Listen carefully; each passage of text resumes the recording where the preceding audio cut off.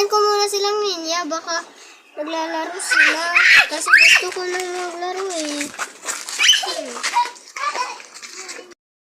Naglalaro!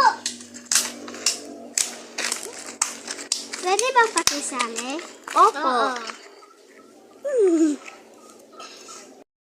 Isip ako, magtago-taguan na lamang tayo. Sige, sige. Ikaw ang taya!